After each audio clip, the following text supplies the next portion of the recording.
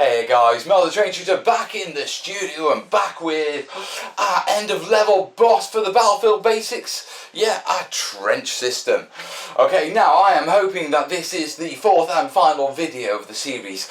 It was only supposed to be two videos, one on a simple construction and then one on painting and flocking and that sort of stuff.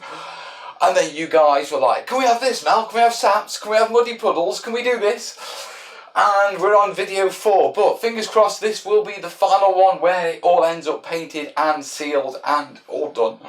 Yeah, it needs to be. Now, that being said, I was hoping to be starting this video with it completely constructed. Okay, but we got the majority of it done. We got all the sandbags on. Yeah, big thanks to my wife for the help with those. Okay. But we needed to do a little bit more detailing. Now what I've got here is I've got some plastic sprues. Yeah, they're from various manufacturers. Yeah, I've picked them up over my hobby lifetime, and you know, I'm going to cut a few of these. I'll get a few of these on. Yeah, it's the little details that make these sort of big terrain sets pop. You know, the little stories you can tell.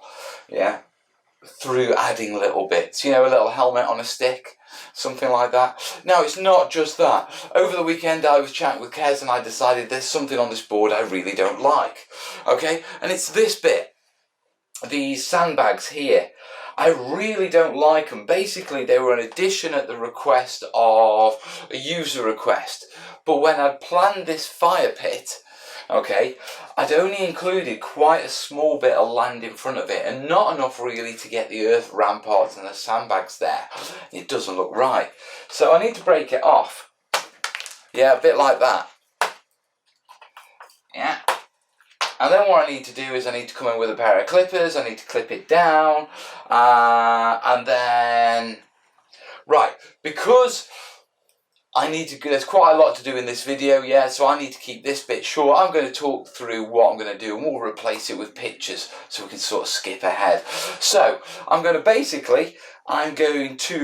break this off, yeah, put a new layer of DAS as a foundation, stipple over with my mud technique and then re-sandbag it, yeah, and fingers crossed, it should turn out quite nice. So with that in mind, I'm going to get cracked on with that. Yeah, you'll see the pictures in a second, and I'll be back in a sec, guys.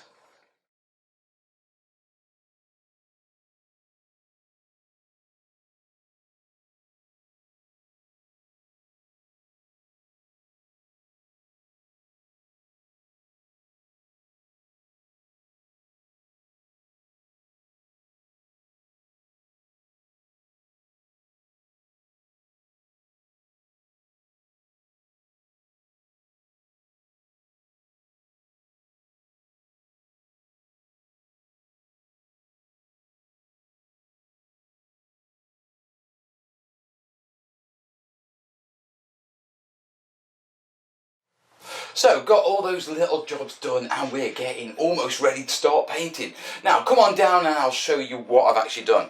Now, if you can see on this main piece, yeah, I've put in a row of sandbags in there. So we took off all the bits, re-put down the clay, yeah, retextured it and layered in some sandbags. Now, on top of that, you'll notice if I bring this up, yeah, that the sandbags are looking decidedly more dirty.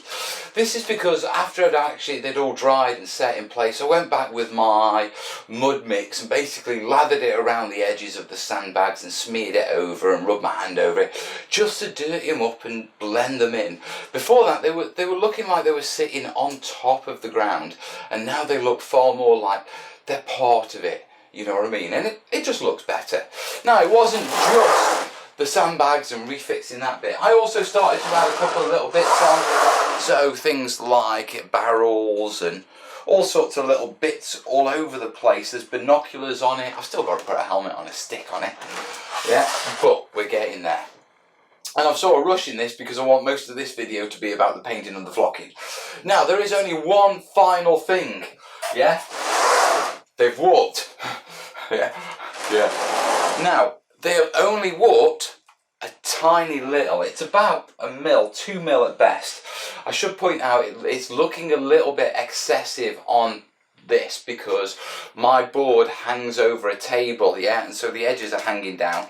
So when I put it on straight, it is actually only about 1 millimetre, but it needs fixing. And that's not a massive problem because all I've got to do, yeah, is flip them over, give them a coat of PVA underneath. I've got to seal the bases anyway because they're MDF. So I might as well use the PVA and sort of warp them back straight. Yeah, quick little MDF, okay? When you're building, it'll warp because of PVA that you're using to build it. Once it's all built and painted, if you don't seal the bottom, okay, then that will absorb moisture from the atmosphere and expand at the lower layer, which will raise it and it will warp afterwards. Yeah, so you need to seal underneath. Now, because it has warped, if I turn it over, which I will do, yeah, and then give it a coat of PVA, as that dries, that will warp it back in the other way and it will warp it straight. So, Brother Captain Melicus to the rescue.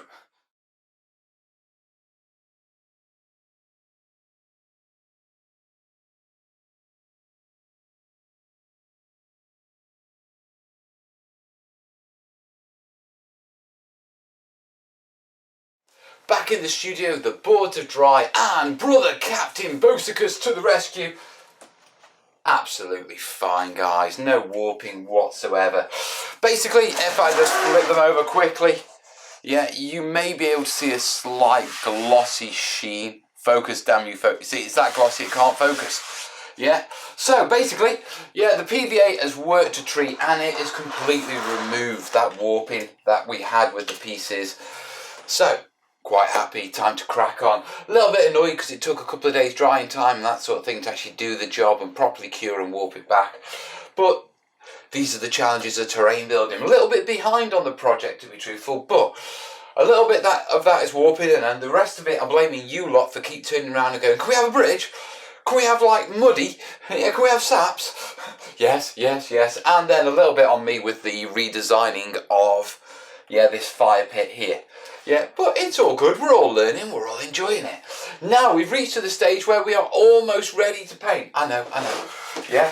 All I need to do now is very quickly, I just want to have a quick look at these sides and give them a quick run over with a little bit of sandpaper just to smooth out any sort of bits that stick out a little, that are stopping them from coming together really neat. Yeah, so quick run over the edges with sandpaper, and then once that's done, I get ready to start prepping with the painting. Now this will start, yeah, by using simple black emulsion, latex paint in the US, and I'm just going to paint round the sides, okay, and just blacken those up, ready for us to tackle the earth. I always do that first for some reason. I always end up neatening it up at the end, but I like putting the base coat down first before I actually paint the top surface.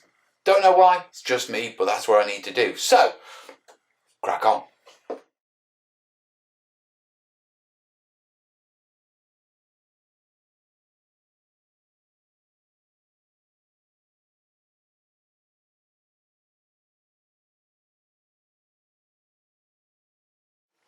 So that's the last of the final detailing and clean up done. Yeah, and we're actually ready to get painting, which is what this part of this video was supposed to be about. So very quickly, yeah, you can see how I've done the sides black there. Same on the other side, yeah. We've sorted out our warping issues. Brother Captain Melicus to the rescue. And they're absolutely fine. Yeah, as you can see, beautiful joins. Really happy with it, guys, but it's time to start painting it up. Now, when we've done our traditional Let's Makes, we've done them with this sort of, what is it? It's a Java Green Brown, yeah, from Wilco's Statements range.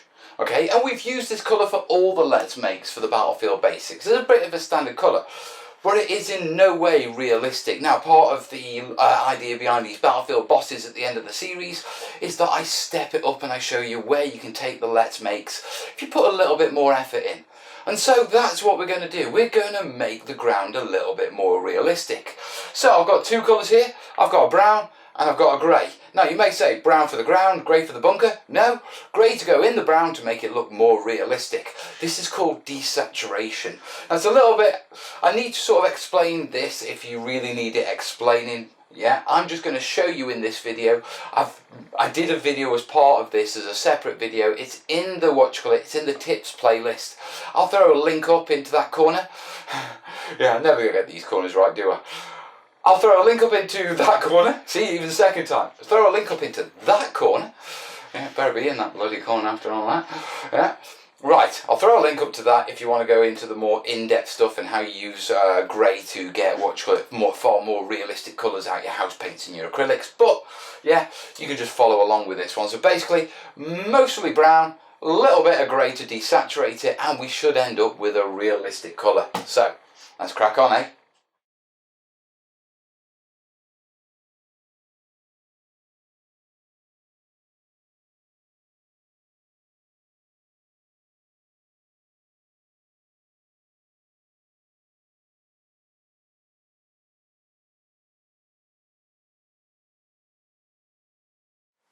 So my base coat has gone down and it is a lovely dark brown. Okay, it's a desaturated brown. On top of that, I've also done the bunker. Now, before I can actually do more on the earth tones, yeah, because I've got to do the man-made details. This is because they would have had a set colour and then they would have got muddied up. Okay, so before I can tackle the earth, I've got to do things like the trench walls, all the wood and the bunker. Now for the bunker, I'm going to use my standard sort of stippling technique with greys and a little bit of yellow in there. If you haven't seen that, there's a video in the Urban Techniques playlist. With regards to the wood, I'm going to go for a brown, yeah, but what I'm going to do is I'm going to throw a little bit of grey in there, desaturate it down a bit, get a little bit more realistic, and then we're going to let the washes do the work. For the actual metallic bits on the bunker, yeah, the actual corrugated iron, all the reference photos I've seen, this is pretty much galvanised, yeah, and it was basically grey, you know what I mean? So rather than go for metallic, yeah, I'm going for a grey. I'm going to stipple it up and let the washes do the work on that. So that's the next job before I can get the rest of the earth tones down. So, long day of painting ahead. Right, let's crack on. You'll see it through pictures.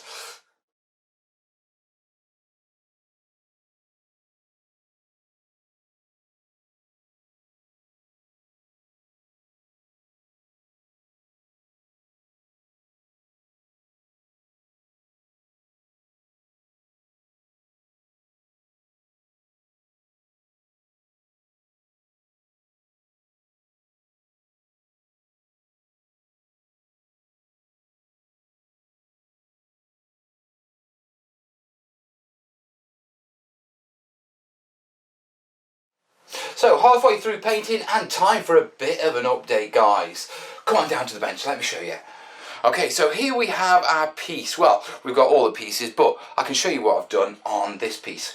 So straight off, yeah, we've gone in and I went in with my light grey, yeah, and I did all the corrugated iron, yeah, which has given it a really nice sort of dirty galvanised look.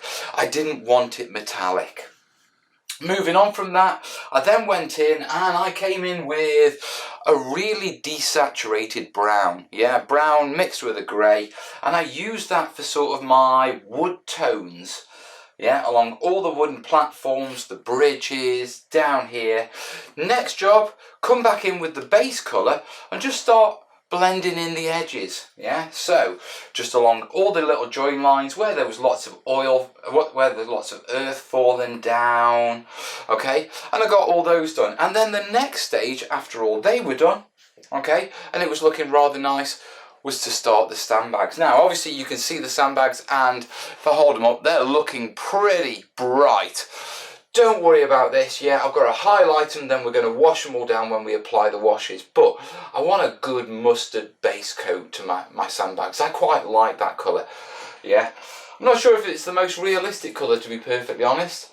Sandbags were never mustard when I used to fill them, but it does work as a good base. Once you sort of highlight and wash it down, they do look really nice, okay. And that's where we are right now. Now, all that's left for me to do right now is I want to tackle stippling up this bunker. Now, but stippling up the bunker, I'm going to use my, my realistic concrete technique. Now, that's just dead simple. That's using greys with a tiny touch of yellow. Yellow moves the grey. Yellow is a little bit like adding brown to it. It moves the grey off that monotone sort of path. Yeah, and it moves it into something a little bit more realistic. And all I'm going to do is do my base grey, put a little bit of yellow into it, yeah, start stippling it up and then slowly add a little bit more lighter grey. And what that will do is it will bring it up and it will make, because of the stippling, it will make it look lovely. So, I'm probably going to show you that through photographs once again, okay? And then once that's done, these will be dry enough to give them a dry brush. So I'll throw some photos up for that and it'll be time to tackle the earth.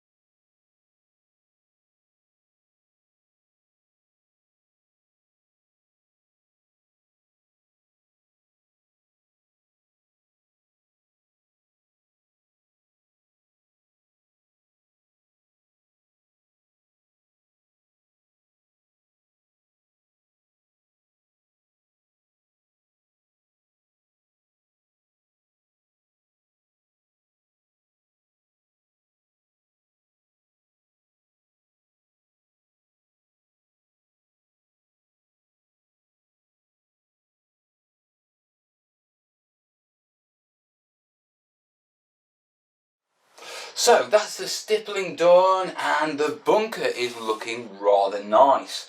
Yeah, as I said, I stippled it up using a little bit of cream as a highlight and it's gone up. It's a bit grey at the minute, but that's okay because we still need to do washes on it. At the same time, I've dry brushed up all my sandbags, yeah, and they're just awaiting a wash to to knock them back a bit and to drag them back into the mud, so to speak, because they're a little bright at the minute. Okay, remember, things get bright and you can always wash them back down again.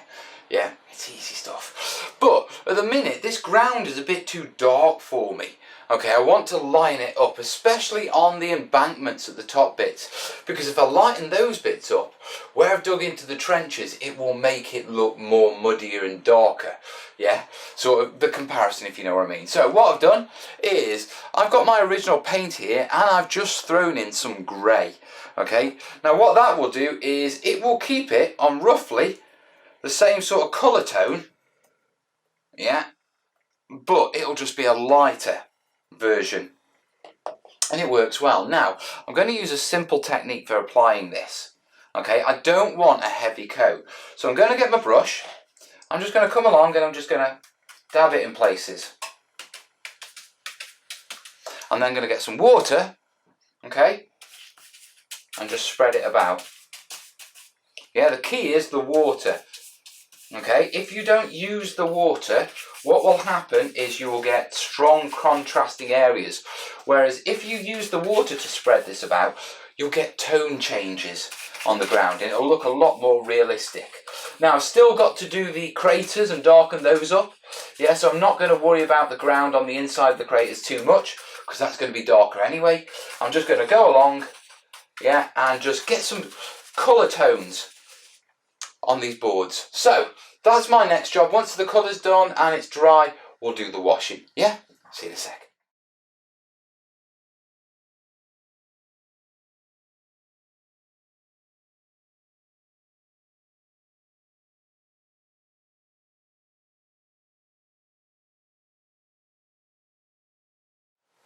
So that's my earth tones done, and if you come down, yeah, you can see that there is a difference, but you can't really tell.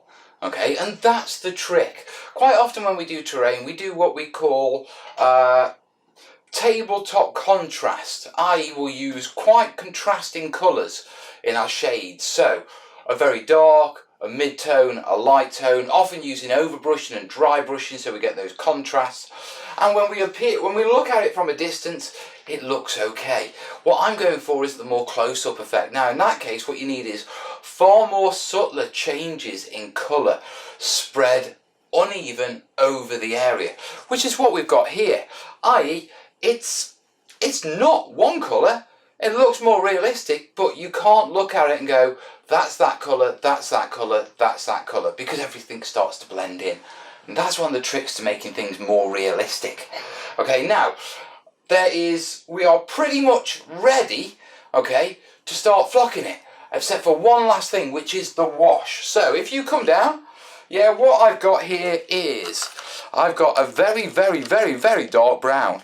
Okay, now that very, very, very dark brown is my standard brown that all of this has been done in, okay, with the different tones, and just some black. So I've just darkened it. Okay, now I'm going to use this as my wash, just to blend in, break up a few last elements. So we're going to do the sandbags, we're going to do these trench walls here, we're going to do the trench floor, okay, and then I'm going to do the actual bunker, and I'm going to be a little bit more specific, throw a bit extra dark tones, a bit of streaking on that. I've covered that in a previous video. I'll throw a link up on the actual techniques. Yeah, but that's what we're going to do. We're going to combine that weathering to make that specific building pop. Yeah, but generally the wash is to tone down the brightness of the sandbags because they'd be dirty, they wouldn't be this clean, and also to darken down the trench itself because that's the muddy, damp, wet area. Although it's on a hill. I'm doing it to show you, okay?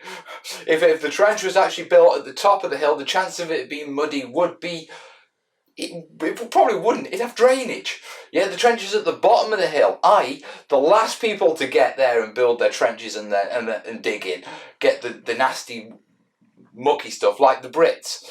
Okay, in World War II, the Allies, you know, the Germans retreated to the high ground and had lovely trenches on the high ground, nice and dry, great fields of view, which is technically what this is, but you lot wanted like planking and mud and that sort of stuff, so I've got to do a muddy trench at the top of a hill, because you. And just before I jump into doing this weathering, yeah, this washing, can I just say, this probably won't mean much to you if this is one of the first videos you've watched on my channel, yeah, but if you're a long time viewer, look at the smile on his face. It's good to be back. Right, washing. Okay, so what I'm going to do is I'm going to add some water to that, a little bit of my flow aid, Winsor Newton I prefer. Yeah, it lasts me forever. Drop some of that in, yeah, and I'm just going to give this a bit of a wash. Once we've washed it, okay, we'll be ready for, well, once we've washed it and we've done that, we're ready for flocking. I love flocking. Right, let's crack on.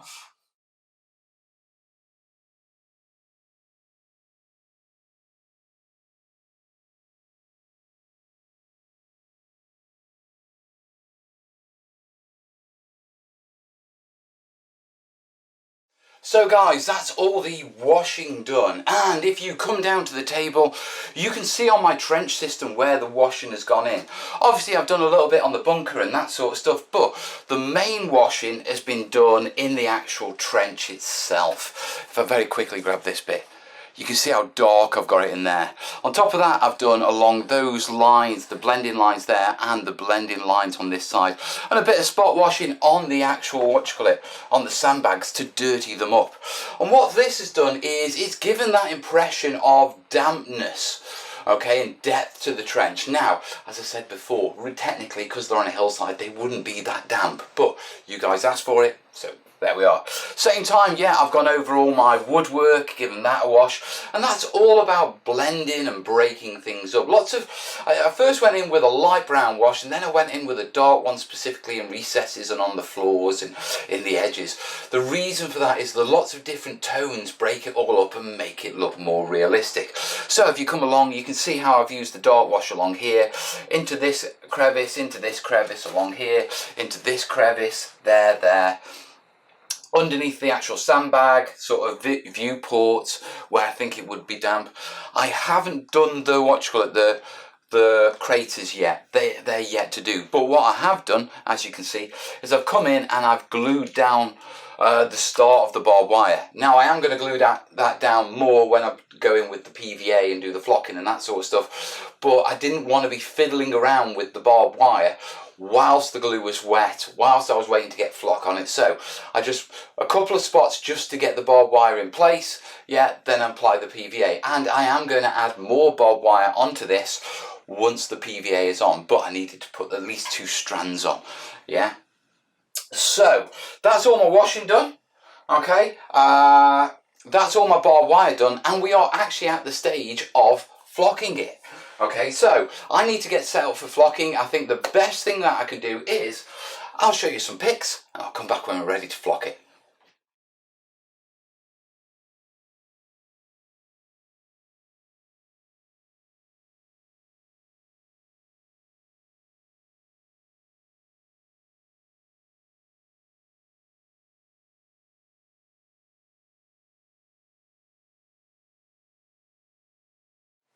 And we'll be handling the flocking in the next video. Yes, I did say that I only wanted to do one, but yeah, there's like an hour and a half's worth of footage in one video, so I'm splitting it down. And since we've finished the painting at this stage, it seems natural that we do all the flocking, the weathering and the sealing and finishing off the craters in the next video, which will be coming very shortly, guys. Or if you're on Patreon, it'll be up there in the next 24 hours, guys. Right, yeah, let's run through what we've done in this video. Now, couple of key points. At the start of the video, we went back and we did a bit of adjusting. Okay, one of the things that we did was we fixed the warping problem by simply turning it upside down, giving it a coat of PVA, yeah, and then letting that dry. Remember, what will warp it one way will warp it back the other. Okay, so if you have any warping problems, flip it over. The other thing was that we broke down the back of that fire pit. Yeah, took all the sandbags off, took it back down, and then rebuilt it, blended it back in. And if anything, that shows you that, you know, until you get your base coat on, I mean, you can do it after the base coating and once you're in the painting stage where it gets a lot more complicated. But until that base coat is on, yeah, everything is still adjustable. You can break things off, repatch and reblend them in. Yeah, so don't give up on a project. Yeah, if you get to the end of the building stage and you're looking at it and you think, yeah, I'm not quite sure, adjust it. You can, yeah, just because you've reached that stage doesn't mean you can't go back. It's once you start applying paint that it gets a bit tricky. Now, with applying paint, the really big thing to come away from this video is that idea of desaturation, the more natural colours by mixing in grey. Yeah, grey gives takes the vividity out of colours and it makes them look far more realistic. And you saw by simply putting a simple drab base coat down on our key elements and then going in with washes made from the same paints, yeah, just darker or lighter, produces a wonderful result, genuinely, absolutely wonderful. Okay, so, yeah, mix a little grey into your paints. And that's it for the painting stage, to be perfectly honest. That pretty much wraps up all the painting, and we'll be tackling the flocking in the next stage. So, we'll be taking it from where it is to something like this.